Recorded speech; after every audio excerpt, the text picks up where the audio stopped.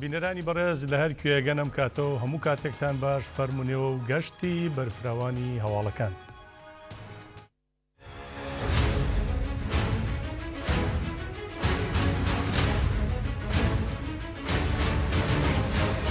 أبتنا حماية أبو حماية وان بيفجو خي خبر نودن عفنا مايا وأخو مايا ومسرف مايا ساتشو بكن أردوغان وتركا جيوارن وعبديس النوراوي همش كشكي أردوغان ناطرسن عم كارد حموم ملات جياسن عم آقای قجی بر نادن عم بر نادن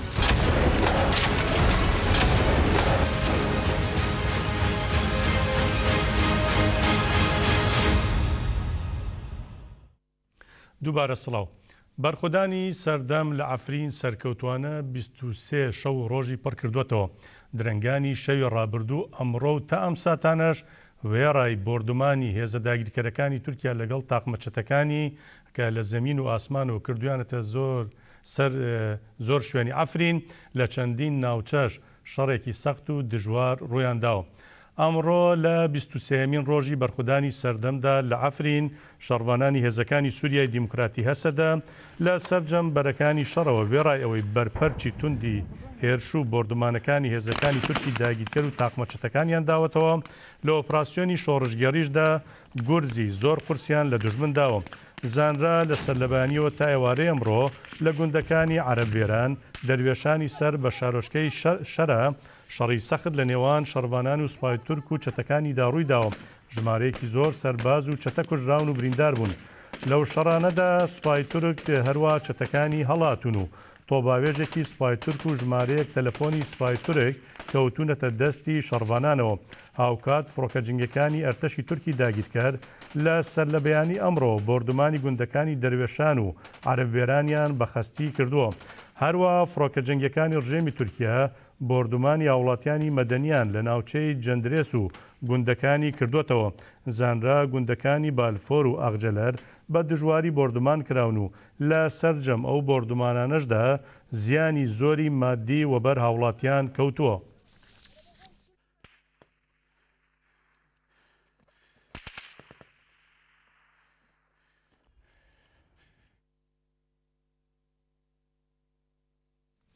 ناوەندی ڕاگەاندن و چاپەمەنی یەپەگە نازنامەی دوو شەڕوانی ڕاگەیاند کە یەکێکیان لە دێر زور ئەوی دیکەشیان لە شەڕی ڕەقادا شەهید بووە. ناوەندی ڕاگەیاندن و چاپەمەنی یەکینەکانی پاراستنی گەل یەپەگە ناسنامەی دوو شەهیدی شەڕوانی ڕاگەیاند کە لە شەڕی دژی داعش لە دێرە زور و ڕەقا گیانیان بەخت کردووە. یاپەگە ڕایگەیاند کە هەڵمەتی گەردەلووری جەزیرە بۆ ڕزگارکردنی دێرە زور بێوچان بەردەوامە. بە پێی ڕاگەیاندنەکە دوای ڕزگارکردنی ڕەقا دەست کراوە بە پاکردنەوەی شارەکە لە پاشماوەکانی چەتەکان و ڕۆژ بە ڕۆژ ئاسایشی هەرێمەکە سەقامگیرتر دەبێت. وێڕای پێشکەشکردنی پرسە و سەرخۆشی بۆ کەسوکاری شەهیدان و گەلی کورد ناسنامەی هەردوو شەهیدیشی ڕاگەیاند. کاوە عومەر ناسراو بە کاوە تێلغەزال لە دایکبووی کۆبانیە و شەشی ئەم مانگە لە ڕەقا شەهید بووە.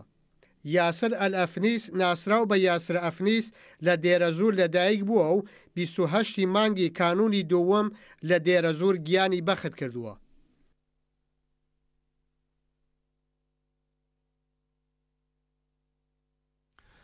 بەڵێ بینەرانی بەڕێز وێڕای قڕکردنی سیاسی ئەو گوشارانەی کە لەسەر هەدەپە و کوردانی باکووری کوردستان و تورکیان ئەمڕۆ لە ئەنقەرەی پایتەختی تورکیا سەرهەڵداناسا سێهەمین کۆنگرەی ئاسایی هەدەپە بەڕێوە چوە. هەڵبەتە لە کۆنگرەدا زۆر میوان بەشدار بوون، زیاتر لە 30,000 کەسیش وە گەندام بەشداریان تێدا کردووە.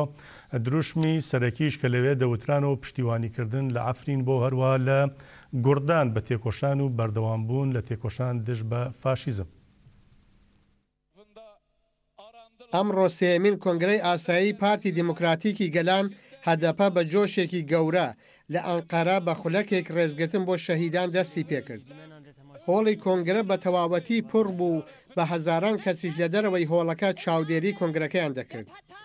بە گشتی 30,000 کەس ئامادەی کۆنگرەکە بوون. پۆلیس بە بیانووی دروشمی بژی سەرۆک ئاپۆ هەڕەشەیان لە بەشداربووان کرد. ئاپۆرای ئامادەبووان لە بەردەم هۆڵەکەی کۆنگرە بە دەنگی بەرز دروشمی بژی بەرخۆدانی ئەفرینیان گوتەوە. پۆلیس ڕێگەی بە ڕۆژنامەوانان نەدا کۆمپیوتەرەکانیان ببەنە هۆڵی کۆنگرە و ئاستەنگیان بۆ ڕۆماڵی میدیایی دروست کرد. ژنان کە جلوبەرگی فۆلکلۆری دەڤەرەکانی خۆیانیان پۆشی بوو، هەزاران کیلۆمەتر ڕێگەیان بڕی بوو بەشداری کۆنگرە بوون.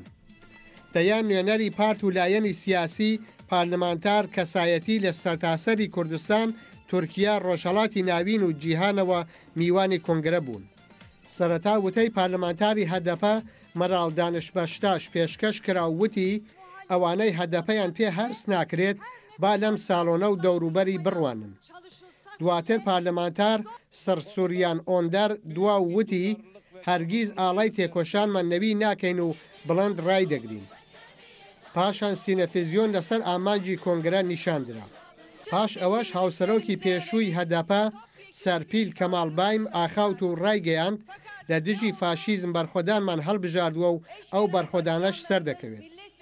پاشان پەیامی هاوسەرۆکی پێشووی هەدەپە سەلاحەدین دمیرتاش کە لە زیندانەوە ڕەوانەی کۆنگرەی کردوبوو خوێندرایەوە و تیایدا هاتبوو، دەوڵەتی تورک هەزاران گورتوخانە و زیندانی دیکەش دروست بکات جێگەی ئەندامان و لایەنگرانی هەدەپە و ئازادی خوازانی تێدا نابێتەوە، چونکە هێزمان گەلێکە لە تەوەقعی ئەوان مەزنترە. هاوسەرۆکی پێشووی هەدەپە ڤیگەن یۆکسەکداخیش لە پەیامی خۆیدا بۆ کۆنگرە وتوویەتی چی دەبێت با ببێت، هیچ شتێک لە تێکۆشان و خەبات پەشیمانمان ناکاتەوە و بەردەوام دەبێت. دواتر چەندین پەیام و وتەی دیکەش پێشکەش کران. پاش ئەوەش هەڵبژاردن بۆ هاوسەرۆکان کرا و هەر یەکە لە پەروین بۆڵدان و سەزای تەمەلێ وەک هاوسەرۆکی هەدەپە هەڵبژێردران.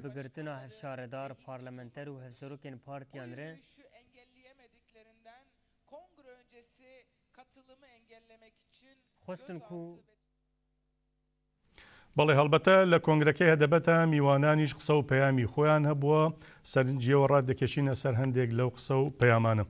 لە پەیامەکاندا بۆ کۆنگرەی هەدەپە سەرۆکی پارتی دیموکراتی کوردستان مەسعود بارزانی پشتیوانی خۆی بۆ هەدەپە دەربڕیوە و سەرکەوتنی بۆ خواستون.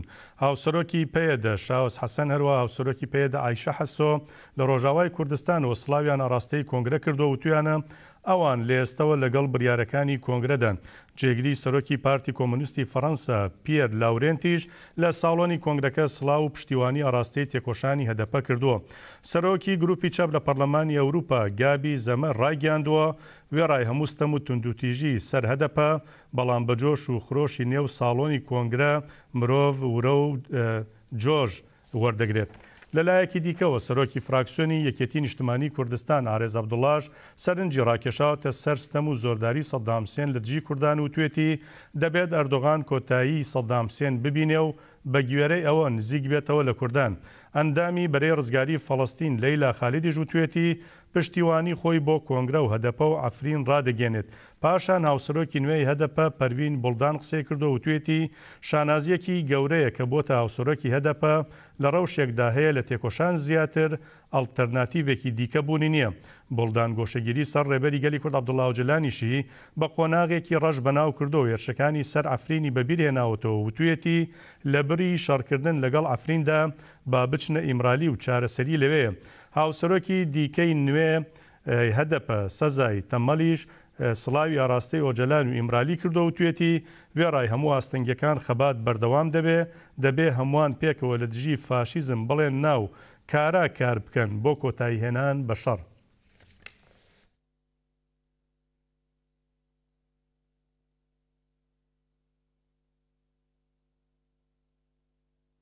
لە ڕێگەی تەلەفۆنەوە دەچینە کۆنگرەی هەدەپە لەوێەوە بەڕێزکەنان کرکایە ڕۆژنامەوانمان لەگەڵدا. بەڕێزکەنان دەم باش.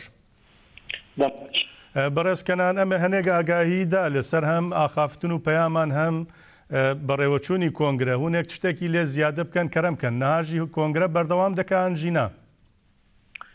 کۆنگرە دوێ ساعتێدا بداوی بوو هەری داوی ئەندامین دەلەگەین هەدەپێ ji bo meclisa partî û ji bo hevserokên HDP dengê xwe bikaranîn ev dengdan qediya di dawiya vê dengdanê de jî her wiha ji heysîdî zêdetir delegeyan deng bikaranî و د انجام و دنگدان داجی لیست کو هاتبو آماده کرن هات هلوجارتن دیسا پروین بولدان و سزایی تملی وکی هفسروکن هدفین دمانو هاتن هلوجارتن سلاحتین دمیرتاشی د رضا یکمین یا لیسته پارتیا مجلسی دا حتی هلوجارتن وکی کوه گوت براستی حیانی نها گلکی کنگرین پارتین پیشین HDP هاتن نظر خستن انقره یعنی انقره جبو کنگرین گرسیین که هم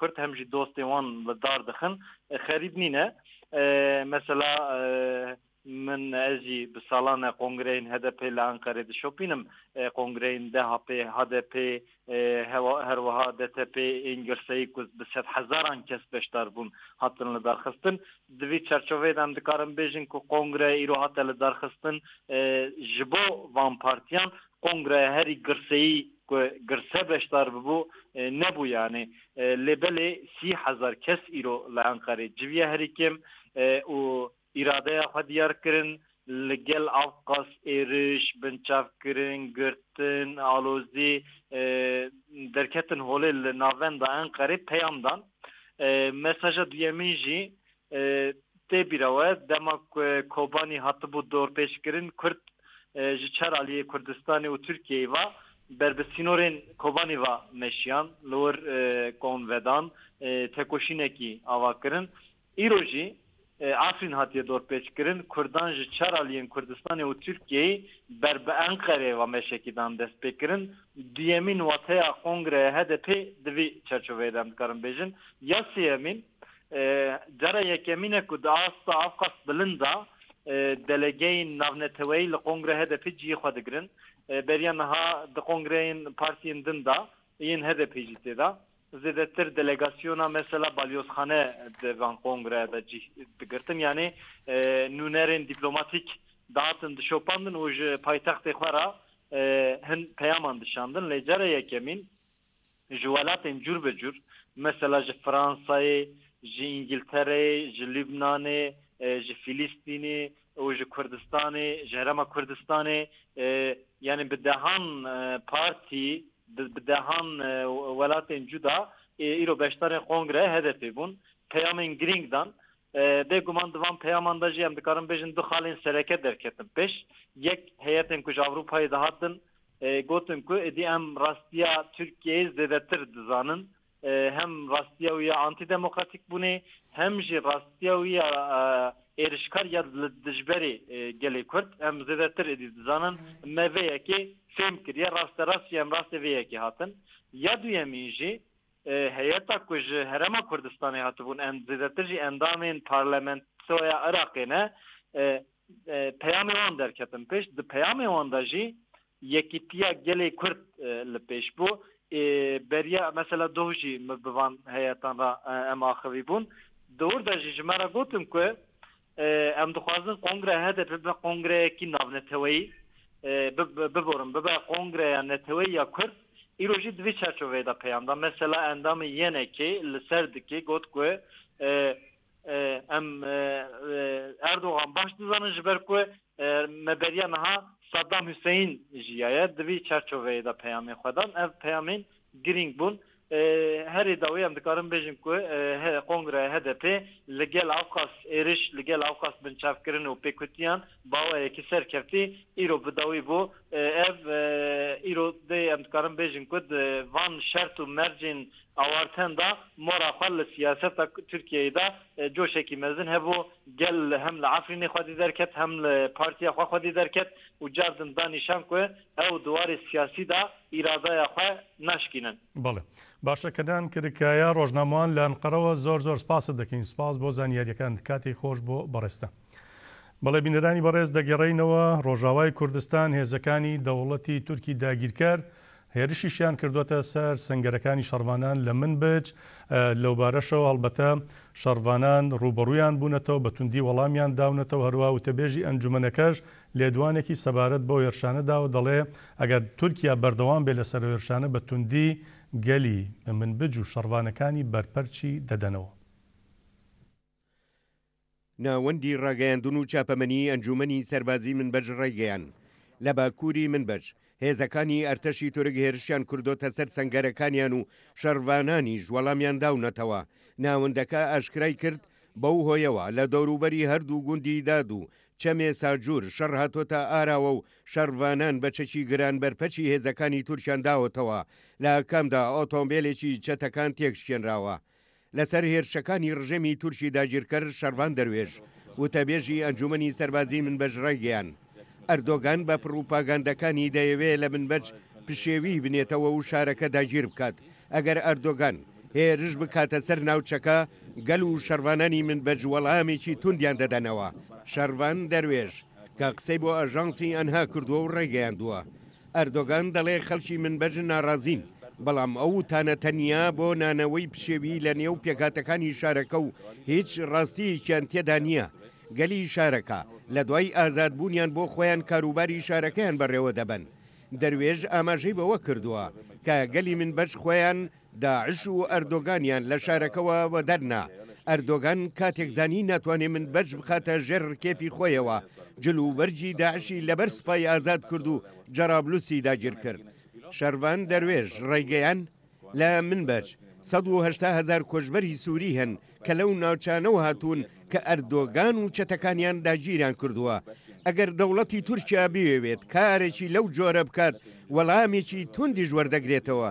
ئێمە بە هەموو هێز و توانامانەوە ماڵ و ژیانی خۆمان دەپارێزین.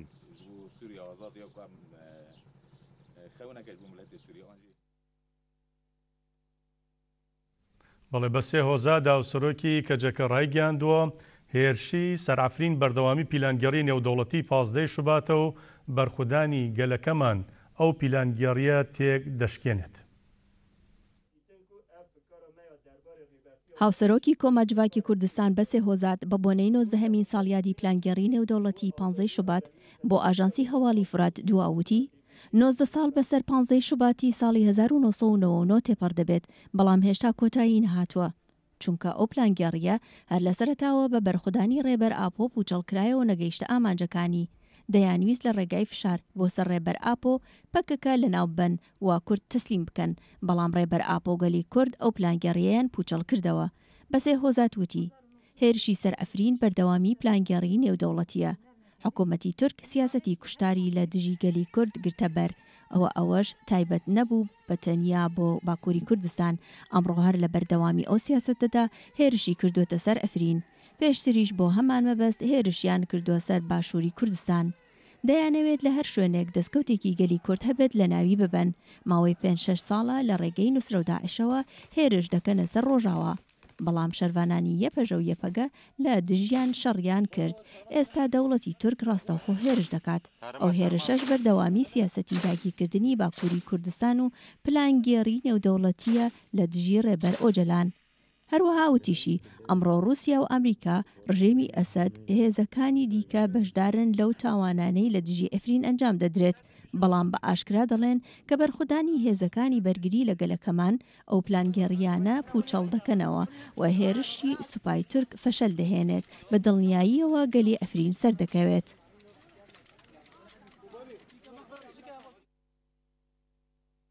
بەڵێ کەمێک پێش ئێستاش ناوەندی ڕاگەاندن و چاپەمەنی هێزەکانی سووریای دیموکراتی لێدوانێکی دا و ڕایگەاندووە لە ماوەی 24 کاتژمێری ڕابردوودا هێزەکانیان 11 سەربازی تورک و 21 چەتەی سەر بە ئەوەرتەشەیان کوشتووە، هاوکات زرێپۆشێکی شیانیان تێک شکاندووە. ناوەندی ڕاگەاندنی هێزەکانی سووریای دیموکراتی قەسەدە سەبارەت بە شەڕ و پێکەدان و بەرخودانی 24 کاتژمێردا ڕاگەاندنێکی بەڵاو کردەوە.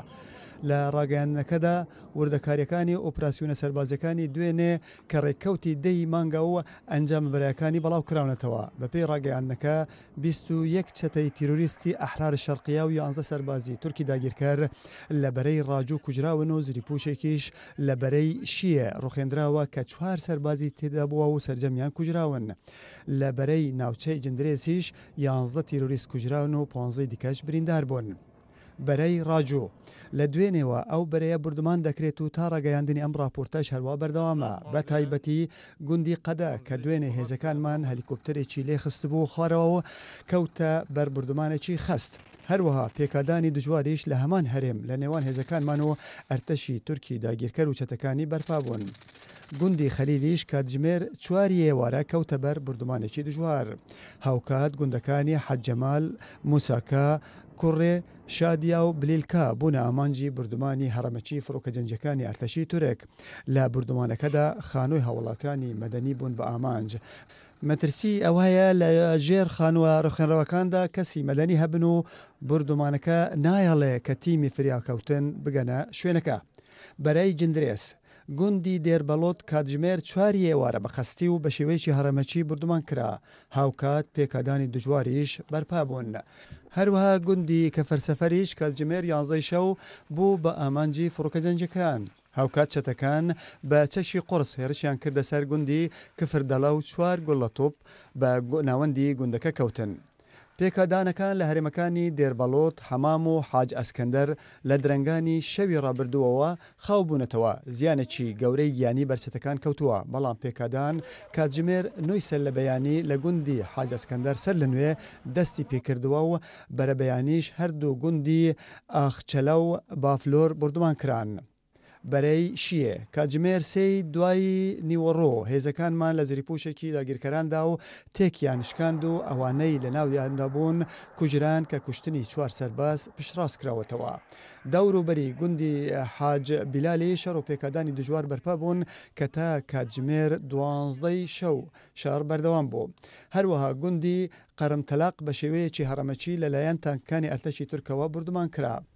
بەرەی شەڕا گوندەکانی بالفۆن، عەرەبێران و دێرسوان کە ئێزدینشینن بوونە ئامانجی فڕۆکەجەنجەکانی ئەرتەشی تورک. بردومانەکە تا کاتژمێر 11 شەو بەردەوام بوو. هەروەها بەرەبەیانی ئەمڕۆژ جارێکی دیکە بردومان کراونەوە.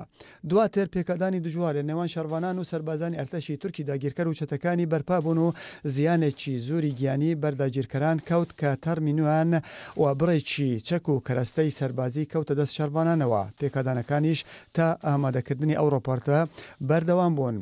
بەرەی ماباتە دوێنێ بە شێوەیەکی هەرەمەچی بە چەکی قۆرس هەرێمەکە بردومان کرا کە تا ئێستا بەردەوامە.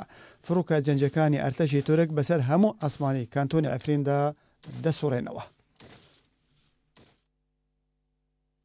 بەڵێ ئەندامی کۆنسەی سەرۆکایەتی گشتی کەجەکە دیارغەریبیش لەسەر بەرخودانی سەردەم لە ئەفرین قسەی کردووە و توێتی ئەنجامێکی بەهەیبەتی لێ دەکەوێتەوە.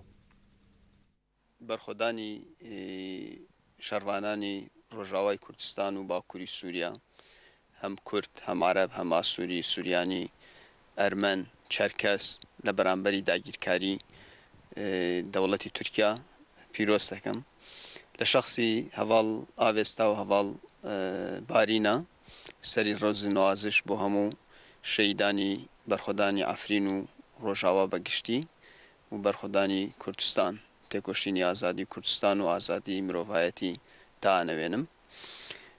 بێگومان تاریخ ئیسپاتی کردووەک و لە هەر جێگەیەک بەرخۆدان نەبێ ژیان واتای نابێ، لە هەر جێگەیەکیش بەرخۆدان پێش بکەوێ ژیان بەواتە ئابێ. ئەم ڕاستی ئەمڕۆ ئێمە لە ئەفرینای بینین.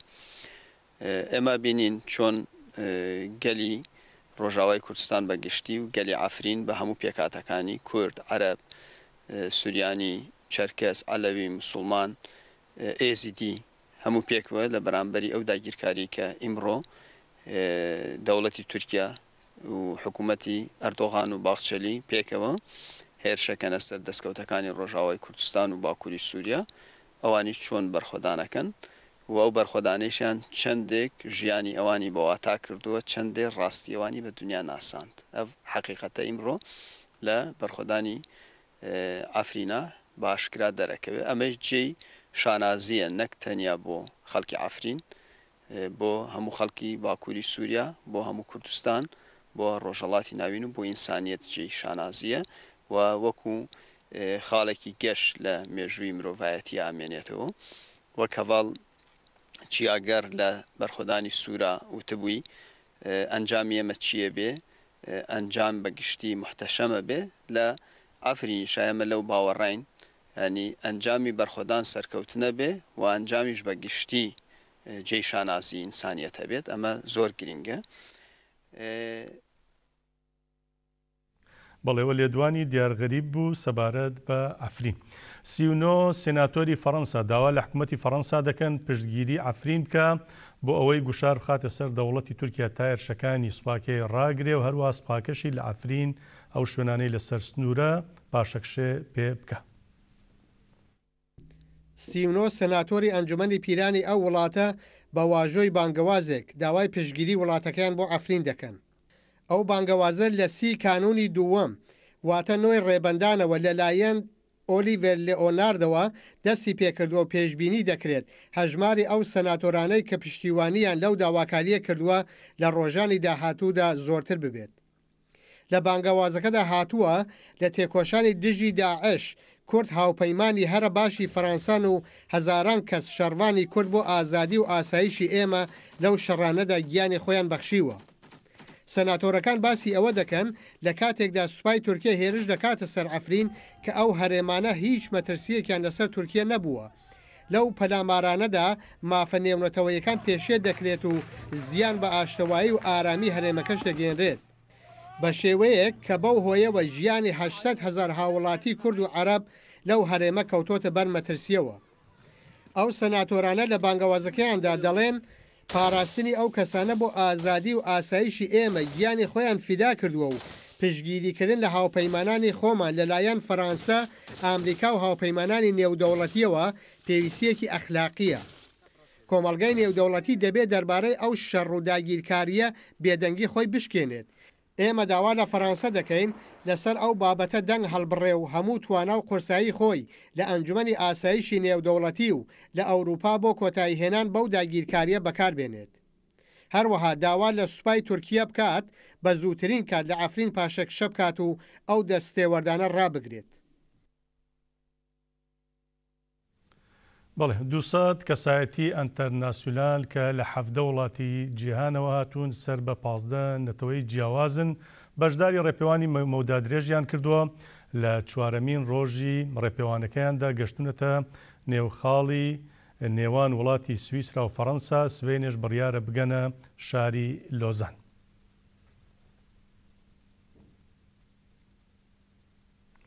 ڕێپێوانی مەودادرێژ کە ڕۆژی هەشتیان مانگە لە وڵاتی لوکزەمبۆرگەوە بۆ ئازادی و ئۆجەلان و ئاشتی بۆ کوردستان پشتیوانی لە ئەفرین دەستی پێکرد بوو سبەینێ دەگاتە شاری لۆزانی سویسرا بە درێژایی 100 کیلۆمەتر لە ڕێگە.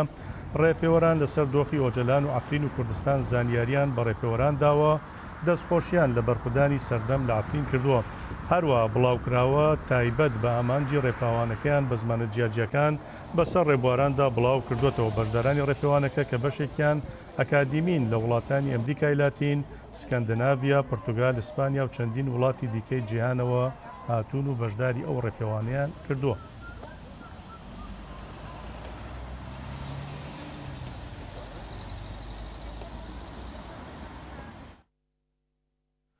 لە بەرامبەرەوە بەرخودانەی کە شەڕوانانی ژن لە ئەفرین بەڕێوەی دەبن ژنانی باشووری کوردستان دەڵێن بە پشتبەستن بەو فەلسەفەیەی کە ژنانی ڕۆژاوا خەباتی لەسەر دەکەن ژنانی باشووری کوردستانیش دەتوانن هەمان ڕێگا بگرنە بەر و ڕوبەڕووی هەموو ئەو توندوتیژیانە ببنەوە کە دەکرێتە سەریان.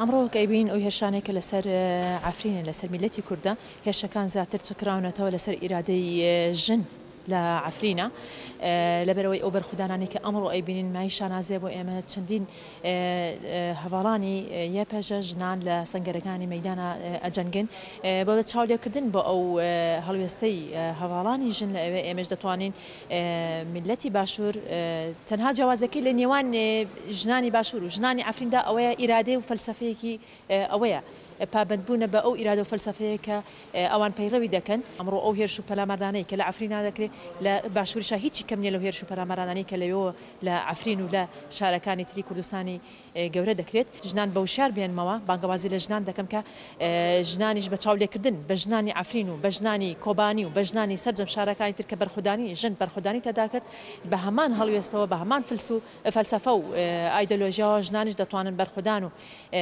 ڕوبەڕووبوونەوەی ئەو هەموو تندوتیژیانە بکەن کە لە سەریان بەڕێوە دەچێت هەموو جیهان شانازی بۆ ژنانەوە کە بەرخۆدانەکەن لە ئافرین و تورکیا هیچ پاساوێکی نییە بۆ ئەو ئیشێک کە ئیکا لە سەر ئەوان و ئێمە پشگیری خۆمان دووپا دەکەینەوانێ. کۆمیتەی دیبلۆماسی هاوبەش کە لە ژمارەیەکی زۆر لە حزب و ڕێخستنی جیاوازی کوردی ئاسووری سوریانی تورکی و ئەوروپا پێک دێت لە سەر ئەفرین نامەیەکیان ئاڕاستەی سکرتێری گشتی نەتۆ یەکگرتوەکان و سەرکردەی وڵاتانی جیهان کردووە. لە نامەکەی کۆمیتەی دیپلۆماسی هاوبەشی پارت و لایەنە کوردستانیەکان بۆ سکرتێری گشتی نەتەوە یەکگرتوەکان ئەنتۆنی گۆتێرێز ئاماژە بەوە کراوە کە لە 20 کانونی دووەم واتە سی بەفرامبار سوپای تورکیا هێرشێکی بەرفراوانی بۆ سەر ئەفرین دەست پێ کردووە. بۆ سەر هەرێمێک کە 1 ملیۆن هاوڵاتی تێدا دەژی و ڕێژەیەکی زۆر پەنابەر لە خۆ دەگرێت کە بەهۆی شەڕی ناوخۆی سووریاوە پەنایان بردۆتە بەر ئەفرین. لە هێرشەکەدا بێڕای سوپای تورکیا بەرەی نووسرا سوپای ئازادی سووریا و چەندین گروپی ترۆریستی دیکە بەشدارن و سیڤیلەکان کۆمەڵکوژ دەکەن. کۆمیتەکە ڕایگەیاندووە بۆ چەسپاندنی ئارامی و دموکراتی لە سووریا پێویستە هێزەکانی هاوپەیمانان بە پێشەنگایەتی ئامریکا لە دژی هێزی سوپای تورکیا هاوکاری هێزەکانی سووریای دموکرات هەسەدە بکات. دەبێت دەست بەجێ هێرشی سوپای تورکیا بۆ سەر هەرێمی ئەفرین ڕابگیرێت کە بەهۆیانەوە تا ئێستا 154 هاوڵاتی سیڤیل کوژراون کە ژمارەیەکی بەرچاو ژن و منداڵن. ئەو ئەفرینەی کە لە نێو خاکی سووریای هەڵوەشاوە کەنارێکی ئارام بوو بۆ پەنابەرانی شەڕی ناوخۆ ئێستا بە شەو و ڕۆژ لەلایەن فڕۆکە و سوپای پێشکەوتووی ناتۆوە هێرشی دەکرێتە سەر. کۆمیتەکە جەخ دەکاتەوە دەبێت ئەو هێرشانەی سوپای تورکیا وەک تاوان لە دژی مرۆڤایەتی هەژمار بکرێن تاکە ئامانج لێیان قڕکردنی گەلی کورد و ئەو پەنابەرانەیە کە لە ئەفرین دەژین. داواشیان لە نەتەوە یەکگرتوەکان کردووە کە لە بەرامبەر ئەم هێرشانە ئەرکی خۆی جێبەجێ بکات چونکە ئەم هێرشە هەڕەشەیەکی گەورەیە بۆ ئارامی و ئاشی لە ڕۆژهەڵاتی ناوەڕاست. پێشێلکردنی مافی مرۆڤ لەلایەن سوپای تورکیاوە دەبێت ببێتە هۆکارێک بۆ ئەوەی نەتەوە یەکگرتوەکان ئەم بابەتە بباتە دادگای تاوانی نێودەوڵەتی. نامەکە بێ ڕایسکرتێری گشتی نەتەوە یەکگرتوەکان ئاراستەی گەورە بەرپرسانی وڵاتانی ئوروپایی و جیهانیش کراوە. بڵێ ڕێپێوانی مەودا درێژ وەکو کەمەیەک پێش ئێستا ژاماژەمان پێدا گەشتوتە وڵاتی سویسرا بە وەرگرتنی زانیاری زیاتر لەوێەوە هاوکارمان و ڕۆژنامەوان جەمال لۆرینمان لەگەڵدایە. جەمال لەم کاتت باش ئیرۆچی هەیە نەها ئەو ڕێپێوانە گەشتوتە کوێ مەشی درێژ بەکوێ گەشتووە سبەینێش بڕیارە بگاتە کوێ.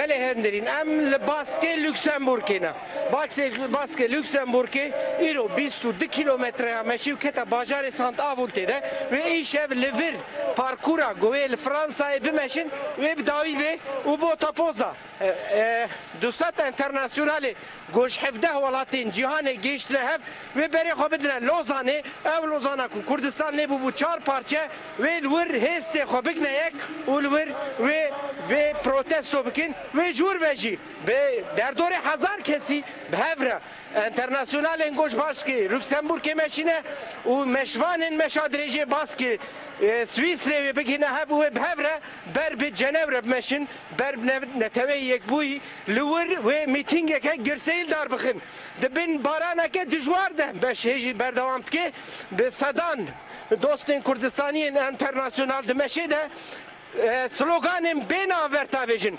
گریدانا به افرینه را نشان دادن آزادی را برگل کرد عبدالله öcalan خوازن و ستاتویش کردستان را خوازن اف کسین گوهاتنه جی 25 نتوانه لیج 17 ولاتانه هدی بر به فینال و گوه ایران و دیش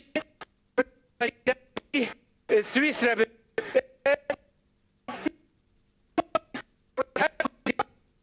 بەڵێ کێشەمان لە دەنگێ لەگەڵ جەمە دکتۆر زانست دیرۆکناس و هەروەکی دین gelek کەسایەتێن دی vê meşide ciyê xwe digirin بەڵێ بەلێهێنرین باشە جەمال ینی لە گۆر تۆ گوت هێژی دەربازی سویسرا نەبوون ئەڵبەتەمە ینی ولۆ ڕاگەاند و دەربازی سویسرا بوون ئانەها کەنگی ینی ئیشەف دەربازی سویسرا دەبن یا سبە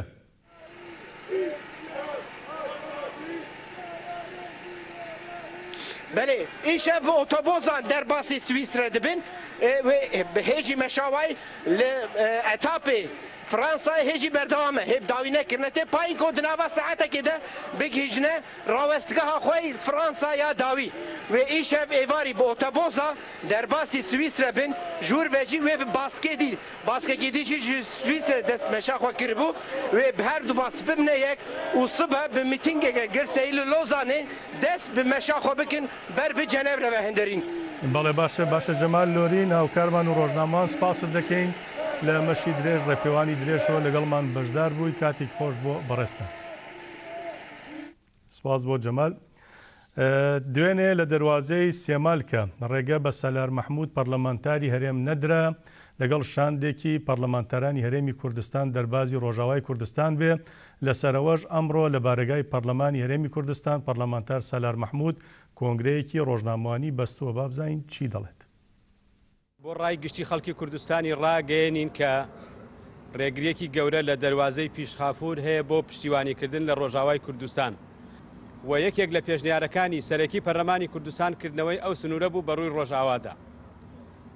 دوای ئەوەی ئێمە وەفدێک لە پەرلەمانی کوردستان چوین بەرەو ڕۆژاوا لەوێ شۆفێرمان لەگەڵ بووە شۆفێری ئەو کاروانەمان لەگەڵ بوو کە باری تەندروستی پێبوو بەڵام بەداخەوە دوای چەند ماوەیەک پێیان وتین بەڕێز سالار مەحموود بۆی نییە بپەڕێتەوە گوتیان لە سەرۆکایەتی هەرێم کەسێک بە ناوی حەمید دەربەندی پێی ڕاگەیاندون حکوومەتی شکست خواردووی هەرێمی کوردستان کە ناتوانێ ژیان و گوزەرانی خەڵکی کوردستان دابین کە نەهامەتیەکی زۆری بۆ دروست کردووە نابێت لە پرسە نیشتیمانی و نەتەوەیەکانیشدا ڕێگر بێ لە هاوکاریکردنی تەواو لە گەیاندنی پەیامە معنەویەکانی خەڵکی کوردستان بۆ پشتیوانیکردنی پارچەکانی تری کوردستان بە دڵنیاییەوە تێدەگەین هەڵوێستەکان لەسەر چین ڕێگریەکان لەسەر چین بەڵام ئەمانە ساردمان ناکاتەوە لە هەوڵە نیشتیمانی و نەتەوەیەکانی ئێمە بۆ پشتیوانیکردنی ڕۆژاوا باکوور ڕۆژهەڵات بۆ شەڕوانان بۆ ئەو تێکۆشەرانی کە ئێستا لە زیندانەکانی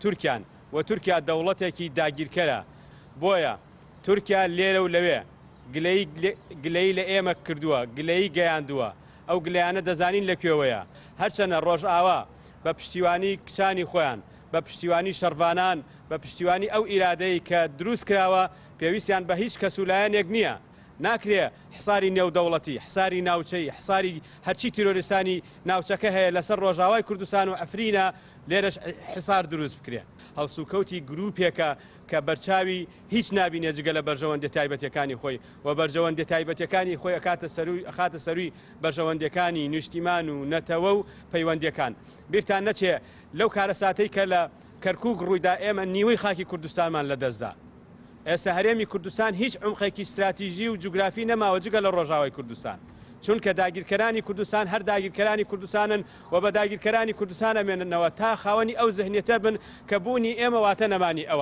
ئەوان لەسەر سیاسەتی ئینکار مامەڵە لەگەڵ هەرێمی کوردستان داکەن بە تایبەتی دەوڵەتی داگیرکەری تورکیا.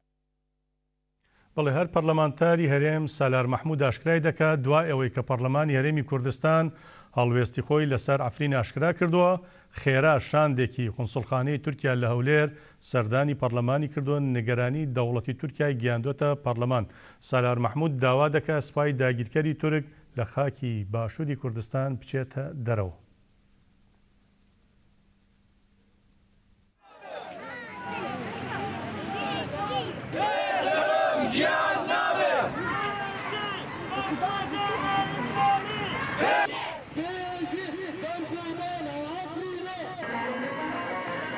Türkan'dı.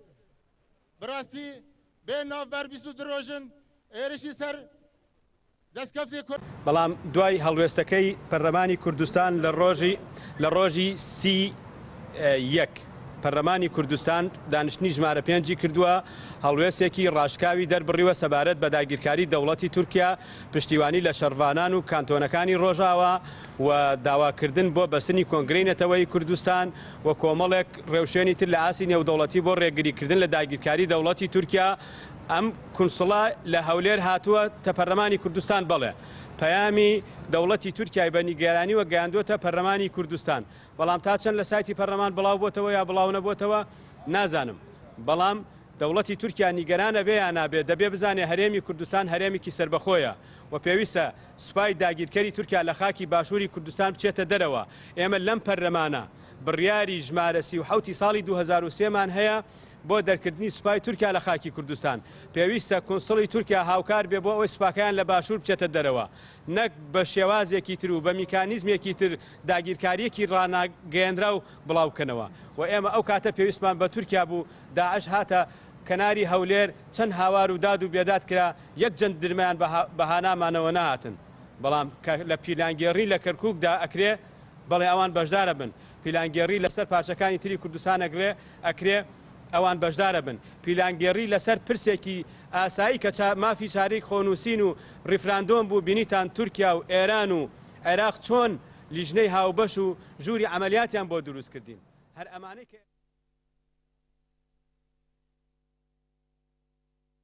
بەڵێ لە ڕانیە بۆ پشتیوانی لە بەرخودانی سەردەمی ئافرین جارێکی دیکە چالاکی بەڕێوەچوو. بۆ ئەو مەبەستە ئێوارەی دوێنێ لە بەردەم پارکی دەواازەی شارۆچکەی ڕانیە تا بەردەم باخی گشتی لە ناو بازاڕی شارۆچکەکە ڕێپێوانێکی جەماوەری بەڕێوەچوو. لەوێش ئەندامی ئەنجومەنی پەیەدەی سنووری ڕاپەڕین بە کرکۆبانێ وتارێکی پێشکەش کرد و تیایدا ڕایگەیاند تورکیای فاشیست چاوی بەدەستکەوتەکانی گەلی کوڕ هەڵنایە بە بەرچاوی هەموو جیهانەوە بەبێ جیاوازی پەلاماری هەموو شتێک دەدات. هەروەها ئەندامی دەستەی بەڕێوەبەری تەفگەری ئازادی کۆمەلگای کوردستان خالد مستەفاش وتی هەر هێزێک پشتی بە ئیرادەی خۆی و گەلەکەی بەست بێگومان سەردەکەوێت. شەڕی ئەفرینیش سەلمێنەری ئەو ڕاستیەیە. پێشمان وایە دەبێت ئەو ئەزمونەی ڕۆژاوای کوردستان بهێنینە باشووری کوردستان و لە بەرامبەر داگیرکەران و هێڵی خەیانەتدا پیادەی بکەین. چالاکوانی سیاسی ڕۆژهەڵاتی کوردستان ڕووناهی سنەش وتی لێرەوە تا ئیمرالی سڵاو و ڕێزی خۆمان ئاراستەی ڕێبەری مرۆڤایەتی ڕێبەر ئاپۆ دەکەین. ئەو خۆڕاگریەی کە لە ئەفرین بەڕێوە دەچێت بە فکر و ڕێبازی ڕێبەر ئاپۆیە. لە کۆتایی چالاکیەکەدا ئەندامی ئەنجومەنی بەڕێوەبەری ڕێکخراوی ژنانی گەنجی تێکۆشەر زیلان پێنجوێنێ ڕایگەیاند پێویستە هەموو گەنجان و بە تایبەت گەنجانی باشووری کوردستان چۆن بارین بۆ ژنانی ڕۆژهەڵاتی ناوەڕاست گیانی خۆی بەخەت کرد ئەوانیش بە بەشداریکردن لە ناو خەبات و تێکۆشان ببن بە هەزاران بارین. هەر لە شاری ڕانیە دەمێنینەوە لەوێ لەبارەی گەلەکۆمەی نێودەوڵەتی 15 شوبات سەمینارێک بۆ ئەندامی دەستەی بەڕێوەبەری ڕەژاگ نەجیبە عومەر ساز کراوە. دوێنێ کاتژمێر 3 دوانیوەڕۆ لە شارۆچکەی ڕانیە لەبارەی پلانگێڕی نێودەوڵەتی لە دژی ڕێبەری گەلی کورد عەبدەڵا ئۆجەلان سیمینارێک بۆ ئەندامی دەستەی بەڕێوەبەری ژنانی ئازادی کوردستان نەجیبە عومەر ساز کرا. لە سیمینارەکەدا کە لە ژێر ناونیشانی بەڕۆحی بەرخودانی ئیمرالی گەلی ئەفرین سەردەکەوێت بەڕێوەچوو. نەجیبە عومەر ڕایگەیاند لە مێژوودا زۆربەی شۆڕشەکان بە دەستگیرکردنی سەرۆکەکانیان شکستی پێهێنراوە بۆیە دژمنانی گەلەکەمان ویستیان بە دەستگیرکردنی سەرۆک ئاپۆ کۆتایی بە شۆڕشی گەلەکەمان بهێنن بەڵام نەک هەر نەیانتوانی بەڵکو ڕۆژ بە ڕۆژ ئەم شۆڕشە مەزنتر و بەهێزتر دەبێت. ئەو ئەندامەی دەستەی بەڕێوەبەری ڕەژاکە وتیشی ڕێبەر ئاپۆ توانی ئاین و ئاین زاونەتەوە جیاوازەکان لە دەوری یەک کۆ بکاتەوە و لە یەک سەنگەردا دژی داگیرکاری و زڵم و ستەم شەڕ بکەن. لە ڕۆژی 9 ئۆکتۆبری ساڵی 1998 گەلەکۆمەی نێودەوڵەتی بۆ دەستگیرکردنی عەبدەڵا ئۆجەلان ڕێبەری پارتی کرێکارانی کوردستان پەکەکە دەستی پێکرد. لە 5 نیسانی 2015ەوە دەوڵەتی تورک گۆشەگیری خستۆتە سەر ئۆجەلان و لەو ماوەیەدا تەنیا یەکجار لە 11 نۆی 2016 محەممەد ئۆجەلانی برای سەردانی ئیمرالی کردووە و چاوی پێکەوتووە. لە دوای ئەو سەردانەشەوە هەتا ئێستا هیچ زانیاریەک لەسەر ڕەوشی ئۆجەلان نیە و هیچ پەیامێکی ئۆجەلان نەگەشتوتە دەرەوەی زیندان. دەربازی باکووری کوردستان دەبین لەوێ لە چالاکیەکی گەریلاکاندا 6 سەربازی ڕژێمی تورکیا کوژرابوون ئەمڕۆژ گەریلا تیڤ دیمەنیە و چالاکیی بڵاو کردوێتەوە. لەو بارەوە ناوەندی ڕاگەاندن و چاپەمەنی هەپەگە پێشتر ڕایگەاند بوو لە ڕۆژی 6 شوبات کاتژمێر 11:30 نیوەڕۆ گەریلاکان لە گردی گۆردینەی سەر بە چەلەی جۆلەمێرگ دژی پێگەکانی سوپای تورک چالاکیان ئەنجامدا و لەو چالاکیەدا 6 سەرباز کوژراون ژمارەیەکی دیکەش بریندار بوون وەک ئێوەش دەبینن دیمەنەکان لەلایەن گەریلا تیڤیەوە بڵاو کراونەتەوە.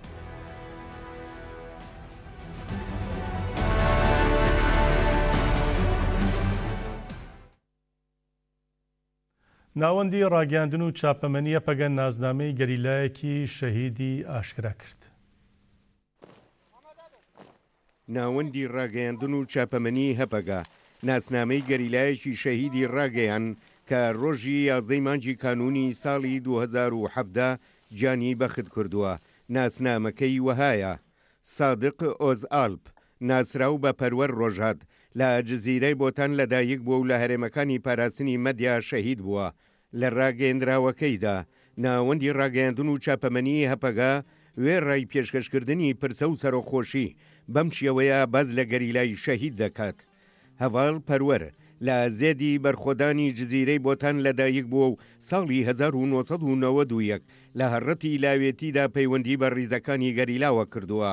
لە حەفتانین و بۆتان گەریلا بووە و لە ماوەیەکی زۆر کورتدا بۆتە جەنگاوەرێکی لێهاتوو. دوجار چووەتە هەرێمی کۆچگیری دێرسیم. لە هەموو ئەو شوێنانەی کە گەریلایەتی تێدا کردووە تێکۆشانێکی کەمیۆنەی بەڕێوە بردووە. لە شەڕی گەلی شۆڕژێریشدا لە ساڵانی 2011 و 2012دا هاوشان لەگەڵ فەرماندە ڕەشید پێشەنگایەتی پێواژوەکانی کرد. دواتر لە کۆنسەی فەرماندەیی یەپەگەدا درێژەی بە تێکۆشانەکەیدا. وەکو میلیتانێکی ڕێبەراپۆ هیچ کات ئامادە نەبووە شازز بکات و لە شەڕدا چەندین جار بریندار بووە. هەرگیز لە ئەنجامدانی ئەرکە شۆڕژێڕیانەکەی کەم تەرخەمی نەکردووە و 11 مانگی کانونی یەکەمی ساڵی 2017 گەیشتە کاروانی پاگڕەوان. ڕەوانی پاگڕەوانان شاد بێت تا بێگەشتنەوەکی دیکە شەو شەوگارتان خۆش بێ. ئەفرین سەردەکەوێت.